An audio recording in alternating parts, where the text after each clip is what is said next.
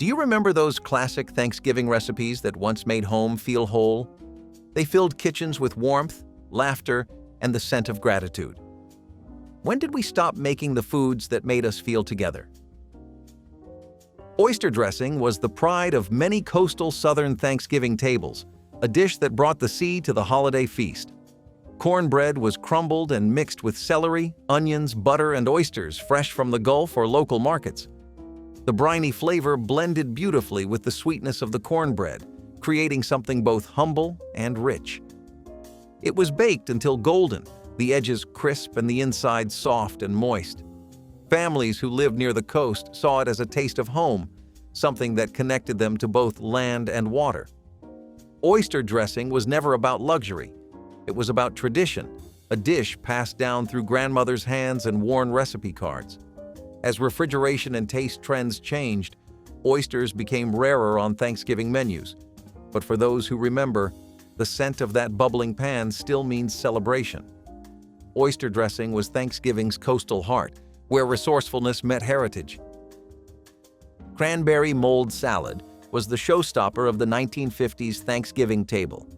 Shimmering and jewel-toned, it was made from gelatin mixed with cranberry sauce, crushed pineapple, chopped nuts, and sometimes even celery for crunch. It wasn't just food, it was centerpiece art. Served in ring molds or glass bowls, it glistened under dining room lights like a ruby.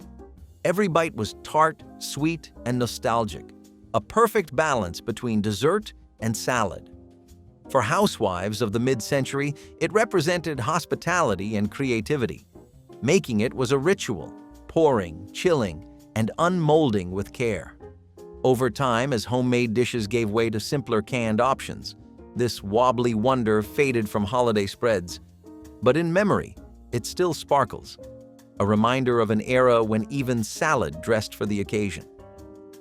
Cranberry mold salad was joy in solid form, a dish that truly shined at Thanksgiving. Giblet gravy was once the soul of Thanksgiving, thick, savory, and rich with history. It was made from the neck, heart, and liver of the turkey, simmered down with flour, broth, and patience. Its deep flavor came from care, not cost.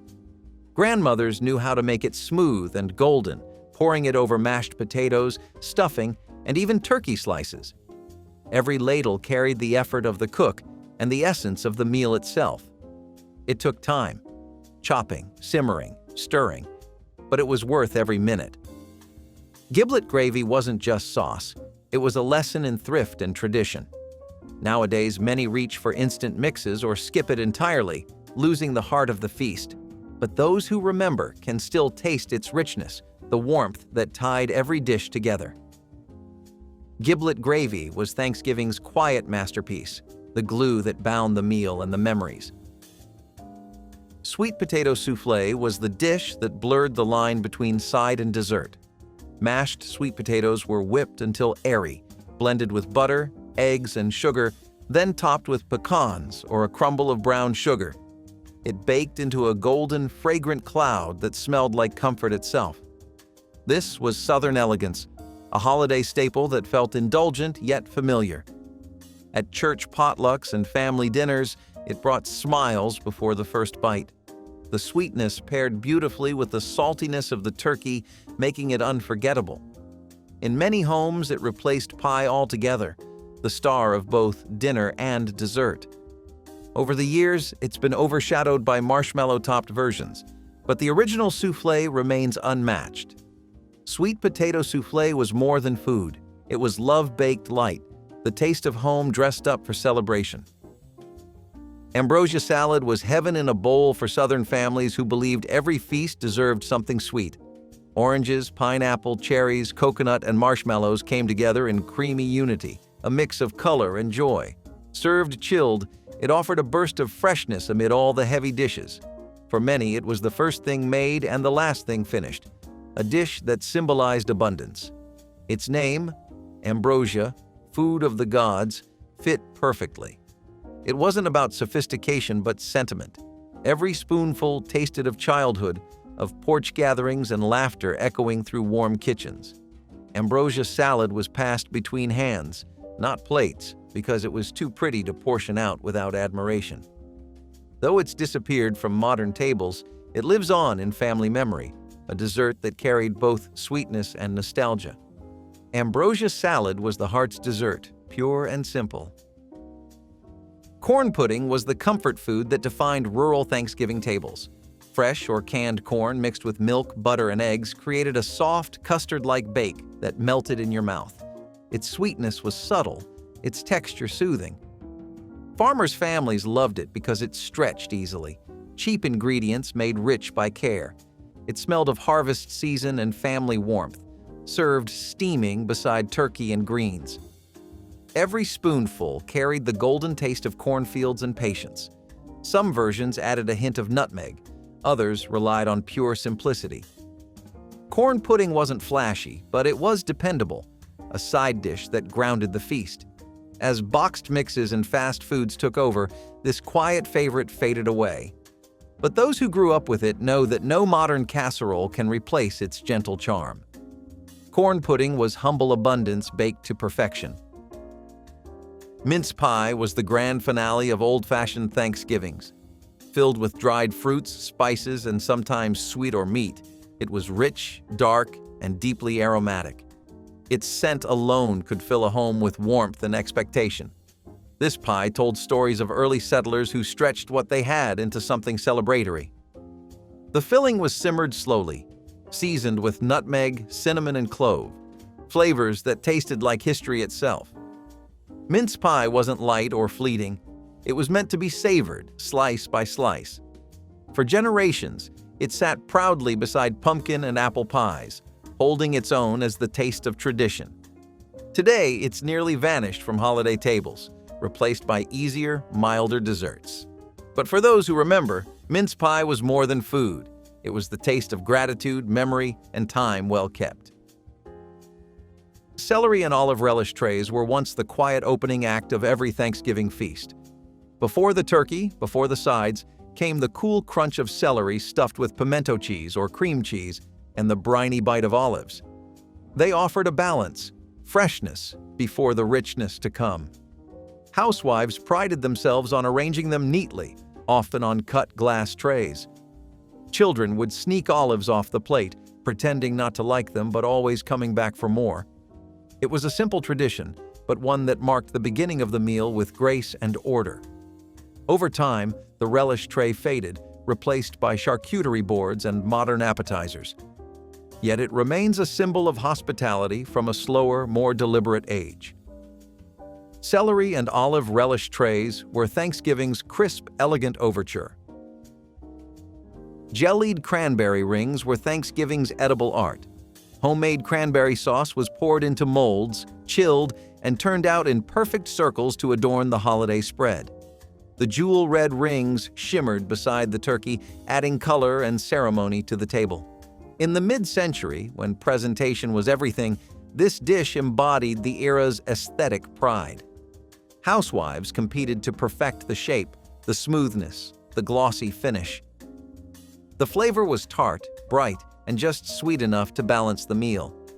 Over time, convenience cans replaced molds and the artistry disappeared. But in those who remember, the memory still glows. The wobble, the shine, the first perfect slice. Jellied cranberry rings were edible nostalgia, a reminder that beauty once had a place at every meal. Tomato aspic was Thanksgiving's strangest star, a savory gelatin molded with tomato juice, onions, and celery. Served chilled and sliced, it was both salad and side, a holdover from when gelatin meant sophistication. Its tangy flavor paired surprisingly well with turkey and dressing, offering brightness amid the richness. Guests either loved it or politely pushed it aside, but it always sparked conversation. In the 1950s, it symbolized elegance, something daring for the dinner table. Housewives followed recipes clipped from magazines, proud of its quivering perfection. Today, it's more curiosity than cuisine, but once it was a badge of culinary ambition.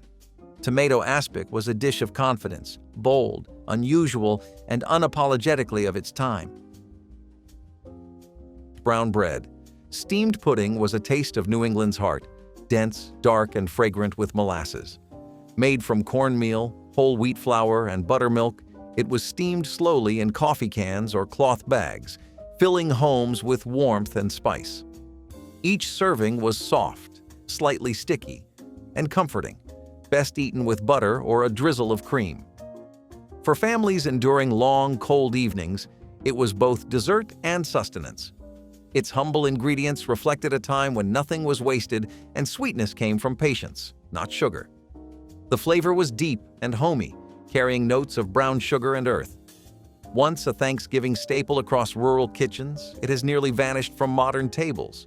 But for those who remember, it represents endurance, the kind that fed both body and spirit when times were lean. Brown bread, steamed pudding was the quiet sweetness of gratitude itself.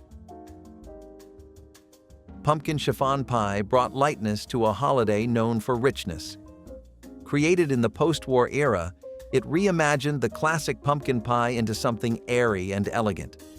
The filling was whipped with egg whites or gelatin, giving it a soft, cloud-like texture that melted in the mouth. It represented innovation, America's shift toward modern, refined desserts. Housewives embraced it as the perfect blend of tradition and progress, offering all the pumpkin flavor without the heaviness. The glossy, golden filling sat in a flaky crust, often topped with whipped cream swirls. Served chilled, it was a refreshing finish to a day of feasting. As time went on, traditional pies reclaimed the spotlight, and this airy cousin quietly disappeared. But for a few shining decades, pumpkin chiffon pie was Thanksgiving sophistication on a plate, a reminder that even old traditions can take flight. Turnip mash with butter and cream was once a Thanksgiving essential, long before mashed potatoes claimed the throne. Farmers grew turnips easily, and they stored well through the winter, making them dependable when other crops failed. Peeled, boiled, and whipped with butter and cream, the mash was earthy and smooth with a gentle sweetness. Its scent filled the kitchen, a mix of soil and warmth, of work and reward. Families in the Northeast and Midwest considered it a mark of a proper feast. It was simple, but satisfying, the kind of dish that reminded everyone of the farm and the land that sustained them. When potatoes became more popular and affordable, turnips faded from the plate, yet their humble heartiness lingers in memory.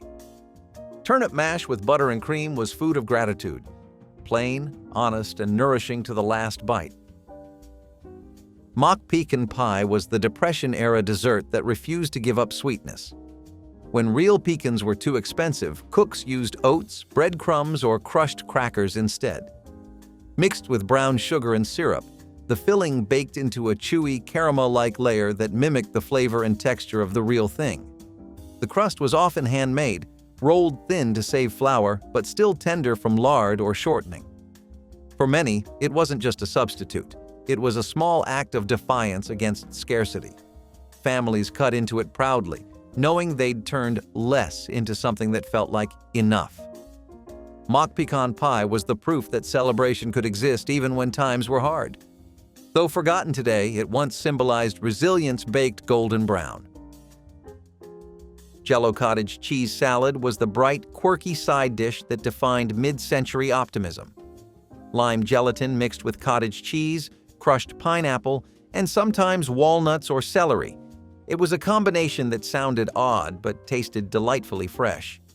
The green shimmer made it a cheerful pop on Thanksgiving tables, especially against the browns and golds of the feast.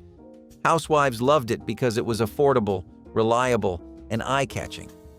Served molded or scooped onto lettuce leaves, it represented a time when presentation meant everything.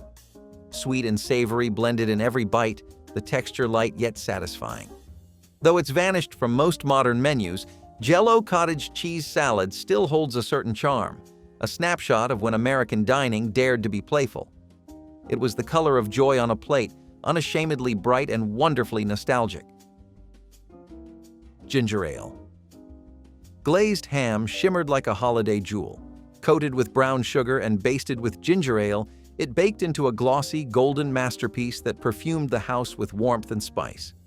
The soda added sweetness and a subtle tang, caramelizing perfectly in the oven's heat. Often served alongside turkey for large family gatherings, it was the dish that meant abundance, 2 main courses instead of 1. The glaze formed a sticky, crackling crust that guests remembered long after the meal. For many mid-century families, this ham symbolized celebration without extravagance, transforming an everyday cut of meat into something grand. Today, it's rare to find on Thanksgiving tables, but its sparkle still lingers in family recipe boxes. Ginger ale glazed ham was proof that a little creativity could turn any meal into a feast. Scalloped oysters were the pride of seaside Thanksgivings, a dish layered with memory, comfort, and quiet elegance. Fresh oysters were shucked by hand, their salty liquor saved to moisten the layers of buttered cracker crumbs that surrounded them. Every layer glistened with cream, butter, and a touch of black pepper before being baked until the top turned golden and crisp. The aroma filled the house, rich, briny, and buttery all at once, like a meeting of the ocean and the hearth. In the 1800s and early 1900s, this dish symbolized refinement, served in silver dishes at hotels or in simple casseroles on coastal family tables. Each bite was a harmony of textures, the crunch of crumbs, the softness of oysters, and the silken warmth of cream. Inland families would sometimes make it with canned oysters, preserving the flavor even far from the shore. It was indulgence made accessible, a way for modest homes to taste luxury. Over time, as oysters grew expensive and palates shifted toward lighter fare, scalloped oysters slipped quietly from the holiday menu. Yet its spirit remains in old cookbooks, handwritten in fading ink beside notes like "Papa's favorite." For those who remember, it was more than food. It was a celebration of place and tradition, a dish that carried the ocean to the table. Candied carrots with orange glaze were the sunshine of the Thanksgiving table, a dish that glowed as brightly as the spirit of the day itself. Slender carrots, peeled and sliced, were simmered gently with butter, brown sugar, and a splash of orange juice until tender and glossy. As the syrup reduced, it coated every piece in a golden sheen, the fragrance of citrus and caramel drifting through the kitchen. Housewives of the 1940s and 1950s adored this recipe, not just for its beauty, but for the optimism it brought to the table. It symbolized better days after years of rationing and scarcity. The vibrant orange mirrored the era's fascination with color, abundance, and cheer. Served in sparkling glass bowls or Pyrex dishes, the carrots caught the light like jewels, a touch of brightness among the earthy tones of the feast. Children loved their sweetness. Adults appreciated their elegance. They offered a reminder that simple ingredients could still create wonder. As tastes grew more complex, this humble side faded from modern menus. But in its time, candied carrots with orange glaze represented hope, sweet, steady, and radiant, the kind of joy that came from turning the ordinary into something beautiful. Celery stuffed with pimento cheese was once the opening act of Thanksgiving, a crunchy, creamy promise of good things to come. Long before appetizers became elaborate spreads, this simple treat graced every holiday table. The recipe was pure genius, crisp celery sticks filled with a tangy mixture of shredded cheddar, chopped pimentos, and just enough mayonnaise to hold it all together. The result was cool, sharp, and savory, a perfect balance of texture and flavor. Guests would hover near the relish tray, talking and laughing as they nibbled, the sound of clinking plates and distant roasting turkey filling the background. Housewives loved the simplicity. It could be made hours ahead, arranged neatly on platters, and served with pride. In Southern homes especially, pimento cheese was a point of identity, each family claiming their own version as best. The celery gave it structure, the cheese gave it heart. As food culture modernized, this quiet classic was replaced by charcuterie boards and fancier hors d'oeuvres. But there was a kind of honesty in it, fresh, handmade, and perfectly nostalgic. Celery stuffed with pimento cheese was more than a snack. It was hospitality itself, bite-sized and smiling. Grape salad with sour cream and brown sugar was the cool, unexpected elegance of a Midwest Thanksgiving. It appeared in the 1950s and 1960s when homemakers began experimenting with recipes that required no baking yet still dazzled at the table. Green and red grapes were washed, dried, and tossed in thick, tangy sour cream. A generous sprinkle of brown sugar melted slowly over the top, forming a delicate caramel-like crust as it chilled in the refrigerator. Sometimes crushed pecans or walnuts were added for a touch of crunch. Served in cut glass bowls, it shimmered like a dessert and tasted like one too. Sweet, tart, and creamy all at once. It was the kind of dish that made guests pause mid-bite, surprised at how something so simple could taste so rich. It brought freshness to a meal often dominated by heaviness, a bright counterpoint to gravy and stuffing. For many, it was the first salad they ever truly loved. It fit perfectly into the era's fascination with sweet, savory blends and convenience cooking, beautiful without effort. Over the decades, it disappeared from most holiday tables, outshined by trendier desserts. Yet for those who remember, one spoonful of grape salad is enough to recall the laughter of long tables, clinking glasses, and the sweet ease of family gathered close. Mock oyster soup was one of the Great Depression's most inventive creations, a meal that tasted luxurious without needing luxury. Families who couldn't afford fresh seafood found a way to mimic the flavor and texture of oysters using crumbled saltine crackers simmered in milk, butter, and onion broth. The crackers softened just enough to take on a silky bite, while the milk created a comforting, creamy base. A dash of Worcestershire sauce or celery salt gave it a faint sea aroma, enough to trick both the nose and the memory. Served with a sprinkle of pepper, it looked and felt like the real thing, warm, hearty, and homey. This dish symbolized the resilience of American cooks, especially women who refused to let scarcity steal dignity from the dinner table. It wasn't about imitation, it was about imagination.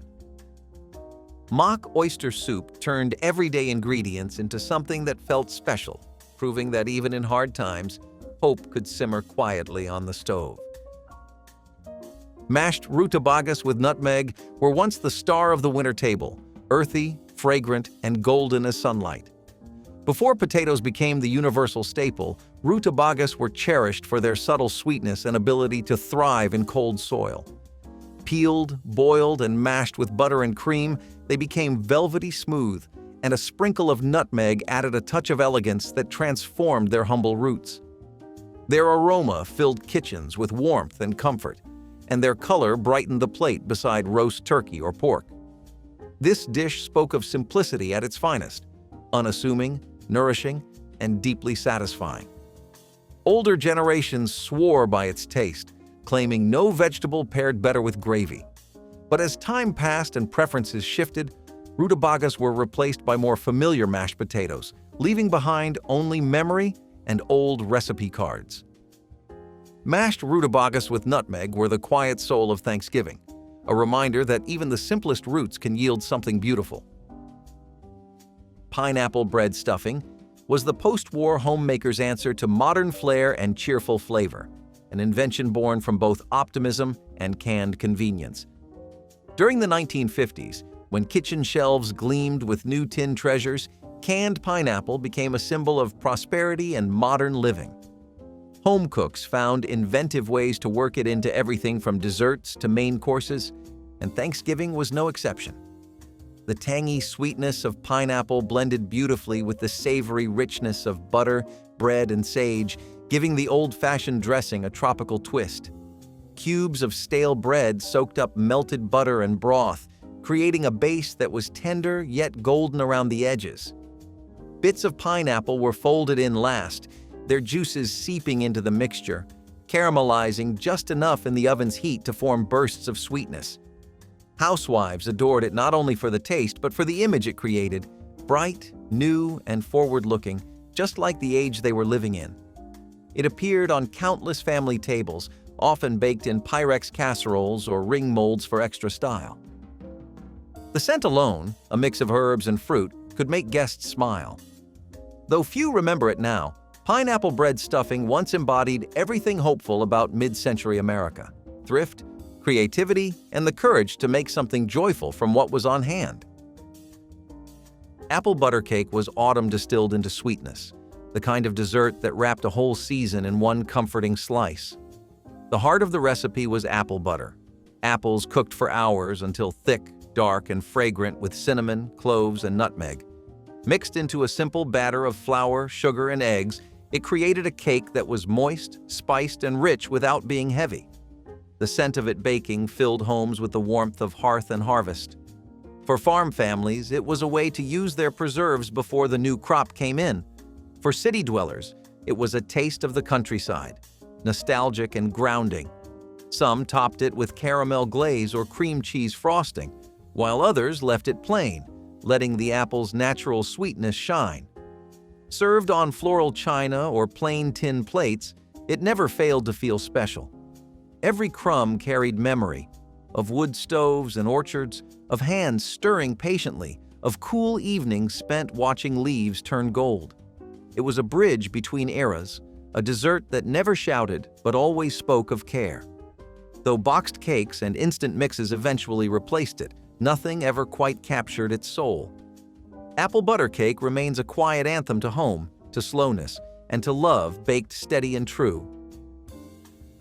Carrot and raisin salad was sunshine in a bowl, bright, wholesome, and bursting with cheer. It appeared on mid-century Thanksgiving tables like a welcome breath of freshness among casseroles and gravies. Shredded carrots gleamed orange and crisp, their sweetness amplified by plump raisins and a creamy dressing made from mayonnaise, sugar, and sometimes lemon juice. The mix was simple but magical, its sweetness balancing the savory dishes around it. Housewives cherished it for its ease. No cooking, no fuss, just a quick toss and chill. It represented a time when beauty and thrift walked hand in hand, when even the humblest ingredients could create color and joy. Some families added pineapple or coconut for extra brightness, others kept it plain, just as their mothers did. Served in glass bowls or on lettuce leaves, it caught the light like edible sunshine. Children loved it most, eating it between bites of turkey and mashed potatoes, smiling at its sweetness. Over the years, as salads turned green and health trends changed, this cheerful orange classic slipped quietly away. But to those who remember, its taste is pure nostalgia. Afternoons filled with laughter, linoleum floors warm under bare feet, and family gathered close. Carrot and raisin salad wasn't just food, it was happiness served cold. Mockduck with apples and onions was the Depression-era miracle that turned scarcity into abundance. Born from necessity, it was a dish of imagination, a roast without the roast. Families who couldn't afford duck crafted their own version from ground pork, beef, or even beans, rolling it tight with breadcrumbs, herbs, and seasoning before baking it alongside sliced apples and onions. The result was tender, savory, and slightly sweet, its aroma filling the air with the illusion of feast and plenty. The apples softened into tangy sweetness, the onions caramelized to gold, and together they transformed humble meat into something grand. Housewives took pride in serving it, knowing it offered both flavor and dignity when little else could.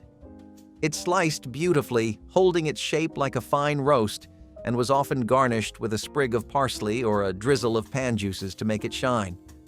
Served with mashed potatoes or turnip greens, it turned an ordinary Sunday into a celebration. Mockduck wasn't just clever, it was emotional alchemy, turning want into joy, hardship into grace. Though few make it now, the dish lives on in the stories of those who endured and triumphed with ingenuity as their secret ingredient. Mockduck with apples and onions was survival elevated to art. Cranberry orange relish with walnuts was Thanksgiving brightness in its purest form. Before canned cranberry sauce became a staple, families would grind fresh cranberries with whole oranges, peel and all, mixing in chopped walnuts and sugar until it glowed ruby red. The result was tart, sweet, and bursting with freshness, a contrast to the rich, heavy dishes around it. Every spoonful was alive with flavor and texture, a mix of crunch and tang that woke up the palate. Prepared by hand, often with a hand-cranked grinder, it carried the satisfaction of true craftsmanship. It wasn't molded or uniform. It was vivid and real, a reflection of the season's bounty. Though it's been replaced by smooth, canned versions, the original relish remains a taste of authenticity. Cranberry orange relish with walnuts was more than a condiment. It was the sparkle of Thanksgiving, brightening every plate it touched. Baked celery casserole was the understated elegance of early 20th century dining, the kind of dish that spoke softly but impressed deeply. Tender celery pieces were simmered just until translucent, then folded into a creamy white sauce thickened with flour and milk. A topping of buttered breadcrumbs crowned the casserole, baking into a golden crust that broke away to reveal tender, velvety layers beneath. It carried a mild, nutty aroma that filled the kitchen with comfort, its flavor delicate yet undeniably rich. Celery was not always an everyday vegetable. Once a mark of sophistication, it appeared on fine dinner tables in cut glass vases before making its way into recipes like this. Housewives saw it as a chance to elevate the ordinary, to prove that refinement did not require extravagance. The dish often accompanied roasted meats, its creaminess balancing the meal's heavier notes. Served bubbling in porcelain dishes, it looked elegant enough for company but familiar enough for family. Over time, as stronger spices and bolder flavors took hold, its quiet grace faded into memory. Yet those who remember it can still recall the taste of care, the way every bite felt calm, composed, and complete. Baked celery casserole remains a forgotten whisper of a time when gentleness itself was flavor. Molasses pecan pie was the Deep South's answer to richness with soul, a dessert that carried history in every dark, sticky bite. Instead of corn syrup, it relied on molasses, giving the pie a flavor that was smoky, bittersweet, and deeply rooted in the soil that grew both its sugarcane and its pecans. Each slice shimmered beneath candlelight, its filling thick and glossy, its scent a mix of toasted nuts, caramel, and earth. The crust, flaky and browned, framed the dense, syrupy middle like a work of art.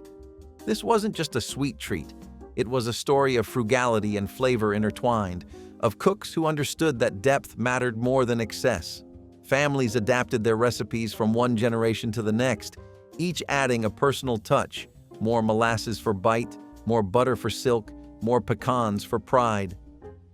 Served warm with a dollop of whipped cream, it felt like the world had slowed down for a moment of indulgence. Molasses pecan pie embodied Southern resilience, blending hardship and abundance into one perfect harmony. Today, its dark richness is rarely seen on modern tables, replaced by lighter, easier desserts. But those who tasted it know it wasn't just dessert, it was devotion made edible. Raisin pie, or funeral pie, as it was once called, carried both comfort and continuity in its humble crust. Its filling, plump raisins stewed in sugar, butter, and warm spices, formed a glossy, fragrant syrup that thickened as it baked, wrapping the fruit in golden sweetness. The pie earned its nickname because it traveled well and used shelf-stable ingredients, making it ideal for sharing at gatherings of both joy and mourning. Its aroma, cinnamon, molasses, and vanilla, was the smell of memory itself. In times before refrigeration, raisins offered sweetness when fresh fruit was out of reach, and this pie became a symbol of endurance through lean winters and hard years. At Thanksgiving, it was both dessert and remembrance, honoring those who came before through the act of baking. Each slice carried the taste of patience, the hours of slow simmering, the quiet rolling of dough, the comfort of routine. The texture was thick, sticky, and satisfying, the kind that lingered on the tongue long after the meal ended. Though today it has largely disappeared from holiday tables, its spirit remains, passed down through old cookbooks and whispered stories. Raisin pie was proof that even in loss or scarcity, sweetness could always be found and shared. Mince pie was the grand finale of old-fashioned Thanksgivings. Filled with dried fruits, spices, and sometimes sweet or meat, it was rich, dark, and deeply aromatic. Its scent alone could fill a home with warmth and expectation. This pie told stories of early settlers who stretched what they had into something celebratory. The filling was simmered slowly, seasoned with nutmeg, cinnamon, and clove, flavors that tasted like history itself. Mince pie wasn't light or fleeting. It was meant to be savored, slice by slice. For generations, it sat proudly beside pumpkin and apple pies, holding its own as the taste of tradition. Today, it's nearly vanished from holiday tables, replaced by easier, milder desserts. But for those who remember, mince pie was more than food. It was the taste of gratitude, memory, and time well kept. As nice as it is, that was a trait that was absent from a lot of the food that you'd commonly associate with the 20th century. Take Johnny cakes, right? Pretty typical boomer dish that's been around for the better part of a century and has made more than a few hundred appearances at tables all over the nation. Yet, it's not here anymore, not at all. And the reason? It went away from mainstream diets because it was seen as old-fashioned. The trend and focus on cornmeal and corn in general dying out as people moved towards more vegetables like greens and sweet potatoes, and a lot more of a focus for wear-oriented baking, which is a step away from how cornmeal was used as a primary ingredient. The pancakes and breads of today are almost exclusively made with wheat. Then there's the whole public perception angle. This dish just isn't seen as luxurious or even endearingly rustic. It's most commonly associated with poor man's food, and that doesn't leave a good impression on people anymore, even though that couldn't be further from the truth. This thing had a lot of regional influence, and it served the people well, but the times haven't been kind to the recipe. Ambrosia salad was heaven in a bowl for Southern families who believed every feast deserved something sweet. Oranges, pineapple, cherries, coconut, and marshmallows came together in creamy unity, a mix of color and joy. Served chilled, it offered a burst of freshness amid all the heavy dishes. For many, it was the first thing made and the last thing finished, a dish that symbolized abundance. Its name, Ambrosia, food of the gods, fit perfectly. It wasn't about sophistication but sentiment. Every spoonful tasted of childhood, of porch gatherings and laughter echoing through warm kitchens. Ambrosia salad was passed between hands, not plates, because it was too pretty to portion out without admiration. Though it's disappeared from modern tables, it lives on in family memory, a dessert that carried both sweetness and nostalgia. Ambrosia salad was the heart's dessert, pure and simple. Date pinwheel cookies were the kind of treat that whispered of patience and home. Thin spirals of golden dough wrapped around a sweet, sticky date filling, sliced into perfect rounds before baking. The scent of cinnamon, brown sugar, and fruit filled every corner of the house, mingling with the hum of conversation and laughter. These cookies were the pride of every Christmas tin, a careful craft, rolled tight and sliced with love. Making them took time, cooking the dates down to a thick paste, chilling the dough just right, and slicing with a steady hand. Mothers passed the recipe to daughters like a secret handshake of holiday care. Each cookie came out soft in the middle, crisp at the edges, the dates caramelizing just enough to catch the light. They weren't flashy, but they carried a quiet beauty, a swirl of tradition in every bite. When shared, they felt personal, like a memory given form. For families who made them year after year, date pinwheels became more than cookies. They became time itself, baked and sweetly spun into a circle. Cranberry mold salad was the showstopper of the 1950s Thanksgiving table. Shimmering and jewel-toned, it was made from gelatin mixed with cranberry sauce, crushed pineapple, chopped nuts, and sometimes even celery for crunch. It wasn't just food, it was centerpiece art. Served in ring molds or glass bowls, it glistened under dining room lights like a ruby. Every bite was tart, sweet, and nostalgic, a perfect balance between dessert and salad. For housewives of the mid-century, it represented hospitality and creativity. Making it was a ritual, pouring, chilling, and unmolding with care. Over time, as homemade dishes gave way to simpler canned options, this wobbly wonder faded from holiday spreads. But in memory, it still sparkles, a reminder of an era when even salad dressed for the occasion. Since the theme today is breakfasts that have vanished, especially the holiday ones, there's no better relic to talk about and end it on than frumenty.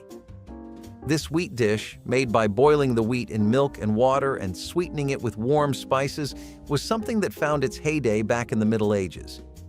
People would have it in sweet and savory versions, and it was actually a really popular feast item, especially in the colder months around Christmas.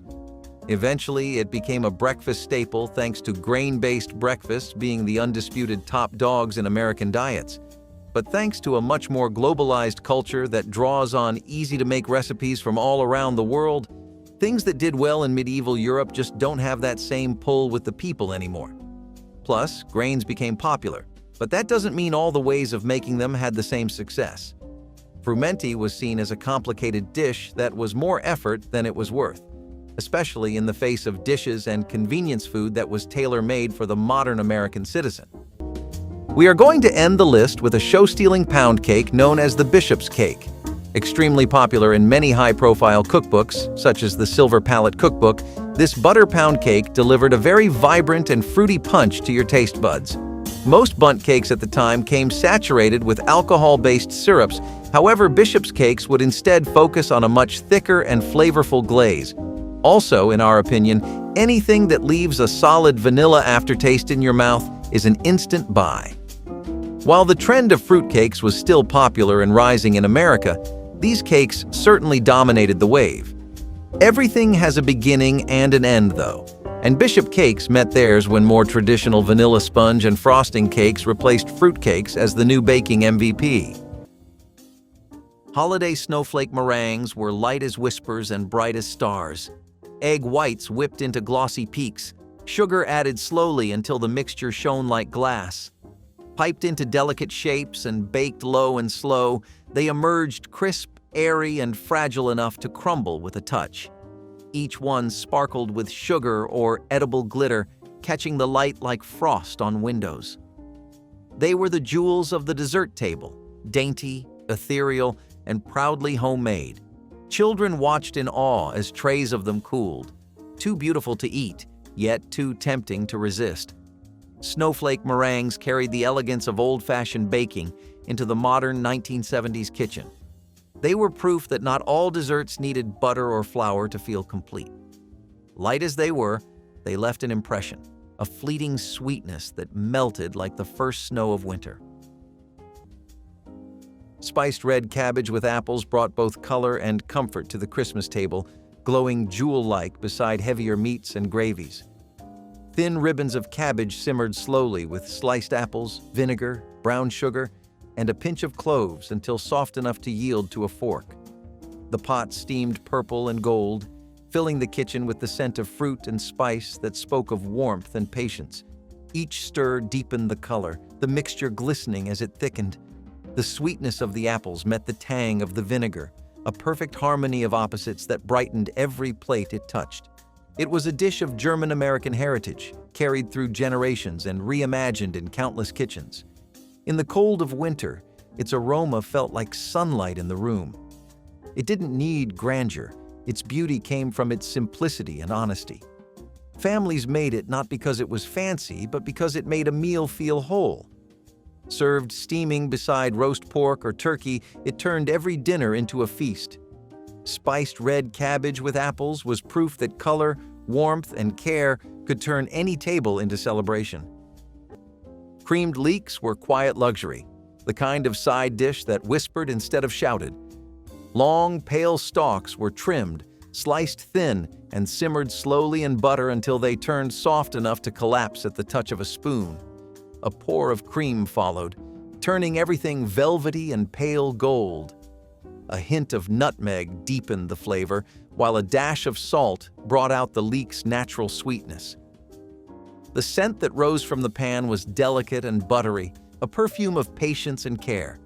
Served warm beside roast chicken, fish, or turkey, it brought elegance to any table without ever showing off. In the 1960s, this dish was considered sophistication for those who knew simplicity's secret. That real flavor came from time, not trickery. It gleamed softly under the holiday lights, a quiet contrast to the heavy roasts and casseroles beside it. Every bite was tender, smooth, and deeply comforting. Creamed leeks were forgotten grace, a dish of restraint, warmth, and quiet pride, proving that the simplest vegetables could taste like celebration. Cinnamon roll coffee cake was the scent of holiday mornings wrapped in sugar and spice. Swirled with brown sugar, butter, and crushed nuts, it baked into golden layers that filled the kitchen with warmth. Each slice pulled apart in soft spirals, sticky and sweet, the kind of comfort only cinnamon could bring. It was served at brunches, after church services, or late at night when the house was still. Families gathered around it with coffee cups steaming, sharing stories and seconds without hesitation. It felt festive without trying, the unspoken centerpiece of winter tables. In the 1970s, boxed mixes made it faster, but the heart stayed handmade. The glaze dripped down the sides, pooling into little puddles of joy. Cinnamon roll coffee cake was a dessert that belonged to everyone, rich with smell, memory, and the taste of being together. You know, we never really talk enough about the Scottish aspects of our country. Let's fix that with rumble thumps. And yes, that is exactly what it's actually called. This Scottish dish is a hallmark of their tradition, made with mashed potatoes mixed into a cabbage casserole that's been baked thoroughly with cheese and butter. It's rustic, it's right from the Scottish Highlands, and it's a great way to get rid of some leftover vegetables that are on the verge of spoiling, so naturally, it was definitely in a lot of people's options. Plus, there was this entire phase of the start of the second half of the 20th century, where Americans as a whole took after Christopher Columbus and decided to see what else the world had to offer. Only this time, instead of uncharted land, they weren't around looking for new recipes from countries and their cuisines. That's how we picked up rumbledy thumps, after all. It didn't help that America had vibrant immigrant communities from just about every culture in the world. The simple truth is that this dish tastes good, but it couldn't keep up with the times. It takes a lot of work, it's a little too heavy, and it's just not well known enough anymore. Fast food, takeouts, and Instagram-worthy food often ended up taking precedence over regional rustic dishes like this one, and they couldn't really keep up with the competition anymore. Over time, it only got less and less exposure, and people eventually ended up forgetting all about this little fragment of Scottish culture. Corn pudding was the comfort food that defined rural Thanksgiving tables. Fresh or canned corn mixed with milk, butter, and eggs created a soft, custard-like bake that melted in your mouth. Its sweetness was subtle, its texture soothing. Farmers' families loved it because it stretched easily. Cheap ingredients made rich by care. It smelled of harvest season and family warmth, served steaming beside turkey and greens. Every spoonful carried the golden taste of cornfields and patience. Some versions added a hint of nutmeg, others relied on pure simplicity. Corn pudding wasn't flashy, but it was dependable, a side dish that grounded the feast. As boxed mixes and fast foods took over, this quiet favorite faded away. But those who grew up with it know that no modern casserole can replace its gentle charm. Corn pudding was humble abundance baked to perfection. Sometimes things just get old, and sometimes they just don't work. We've had our fair share of both, and scones with clotted cream and jam are a bit of a mix of the two. Now, US and UK cuisines don't generally tend to mix, even though we've had lots of crossovers in the past now. Scones with cream and jam, at least these ones that would use clotted cream, were the quintessential British snack. If your idea of John, 32 from West Virginia, is somebody in plaid or flannel getting real intimate with a hot dog, then your idea of Martin, 28 from Birmingham, is somebody in a blazer enjoying a scone. It's just what we associate with the people, you know? These scones were something that immigrants from the UK brought on over with them, and don't get me wrong, in their parts of the country where there would be large British-American presences, it definitely was something that got a lot of mileage. In other places, it just wasn't really that much of a hit, and clotted cream wasn't really something a lot of people had access to. Kind of a bummer when your core ingredient ends up being in short supply for the masses, but maybe this one staying a niche secret is a good thing. I'm not the biggest scone fan, after all, but this is all about you, so how do you feel about this little treat? Unfortunately, across this list, you'll find all sorts of final nails in various coffins. For Molasses, it was just competition and bad PR.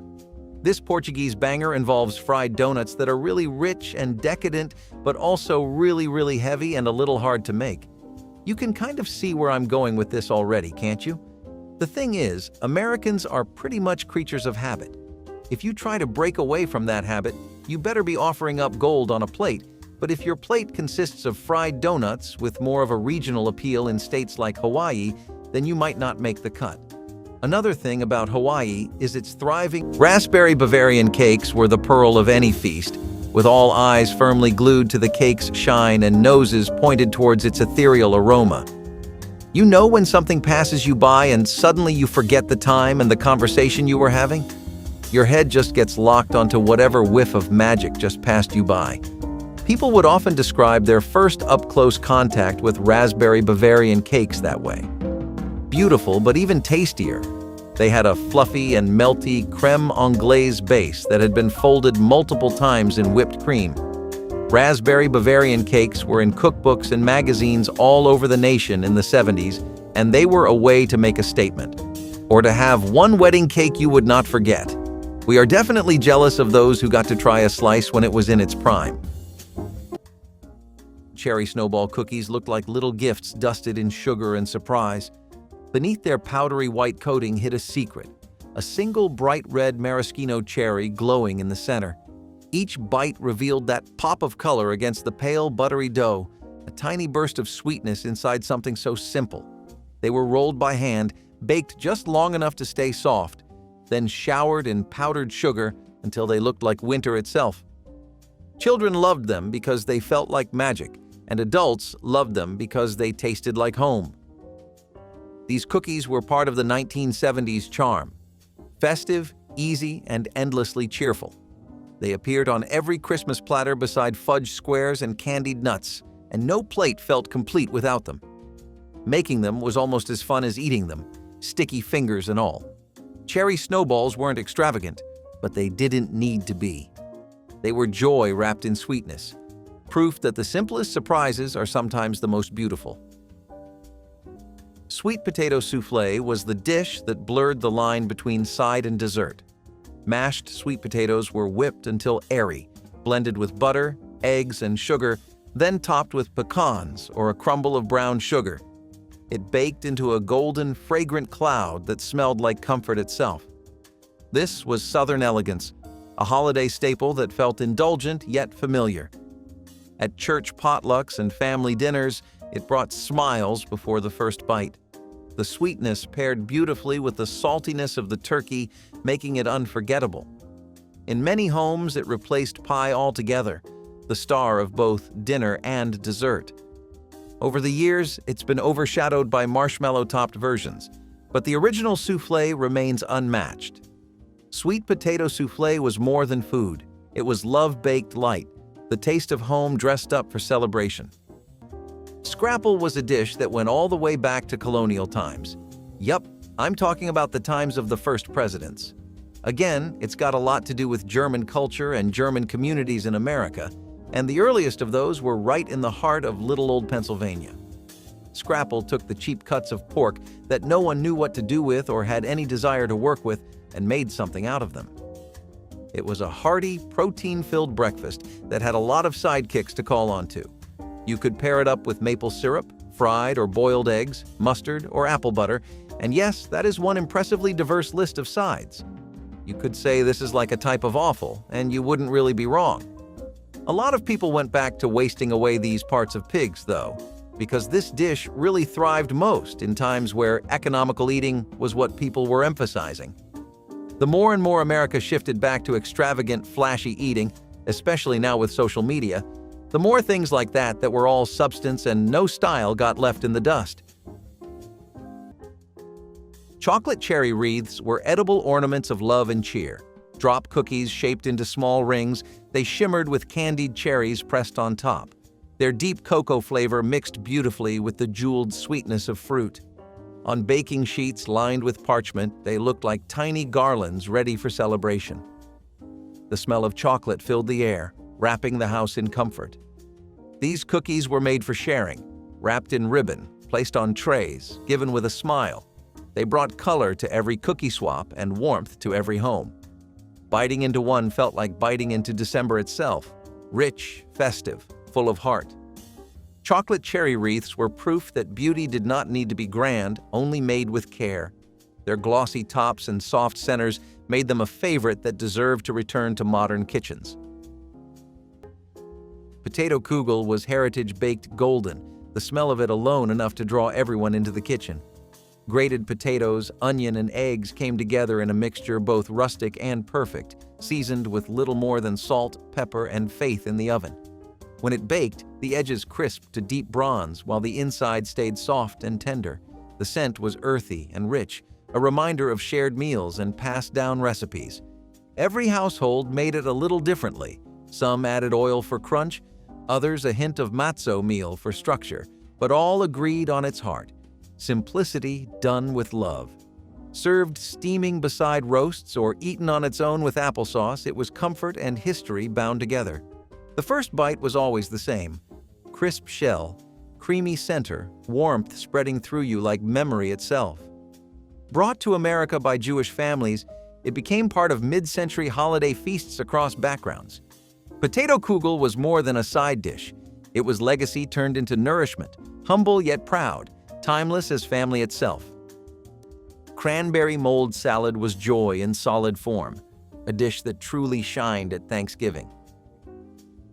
Giblet gravy was once the soul of Thanksgiving, thick, savory, and rich with history. It was made from the neck, heart, and liver of the turkey, simmered down with flour, broth, and patience. Its deep flavor came from care, not cost. Grandmothers knew how to make it smooth and golden, pouring it over mashed potatoes, stuffing, and even turkey slices. Every ladle carried the effort of the cook and the essence of the meal itself. It took time, chopping, simmering, stirring, but it was worth every minute. Giblet gravy wasn't just sauce, it was a lesson in thrift and tradition. Nowadays, many reach for instant mixes or skip it entirely, losing the heart of the feast. But those who remember can still taste its richness, the warmth that tied every dish together. Giblet gravy was Thanksgiving's quiet masterpiece, the glue that bound the meal and the memories. One part of American culture that really never should have died off or leaned towards simplicity was fancy little holiday season variations like Christmas tree waffles. What were these? They were just your typical everyday waffles, same maple syrup, same time in the oven, same everything, but they had so much love poured into them. The idea here was to make it look like a Christmas tree, and people pulled out all the stops, the whole 9 yards, to make theirs resemble one as closely as possible. It even became like a community competition. That type of thing was so common to see in America during the 20th century, and it really added some personalization to the holiday season, which is sorely missing today.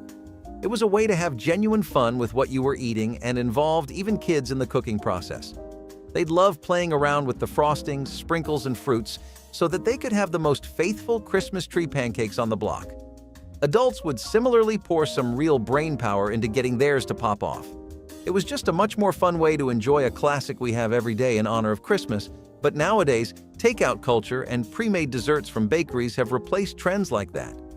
People would rather make a charcuterie board over any decorative dessert today. Mayonnaise cake kept steering America into the direction of adding weird things to chocolate cakes and discovering later that they actually do work together. Mayonnaise cakes were these really moist, dense chocolate cakes that were not soft but heavy to bite. One of the best things to come out of Depression-era cuisine are cakes like this that require no basic ingredients like eggs or butter but can still be a knockout all on their own. Every underdog deserves to shine, you know? And mayonnaise cakes definitely had a very bright light. You cannot even taste the mayonnaise in the final product, and the additional topping of chocolate buttercream makes the whole experience a dreamy, solid 10. In our book, that is reason enough to get the baking gloves on and start the oven. But unfortunately, this stayed in the 70s, and people preferred cakes made with more ingredients when times got better. Cranberry cream tart was the dessert that proved tart could still mean tender. A buttery crust baked crisp, filled with smooth cream and crowned with sugared cranberries that glistened like rubies. The balance was everything. the sweet richness of the filling softened by the berries' sparkle of acid. Each slice was a reminder of holiday beauty done simply. Bakers in the 1970s loved its elegance, the way it looked more complicated than it was. Served chilled, it cut clean and perfect, the kind of dessert you served with pride. Cranberries popped softly between your teeth, their flavor bright against the velvety cream. It was festive, but refined, charming but effortless, exactly what the era celebrated. The cranberry cream tart wasn't just a recipe, it was a portrait of the season, graceful and full of light. Which forgotten Thanksgiving dish would you bring back? Tell us below, and if it warmed your heart, like and subscribe to keep these memories cooking.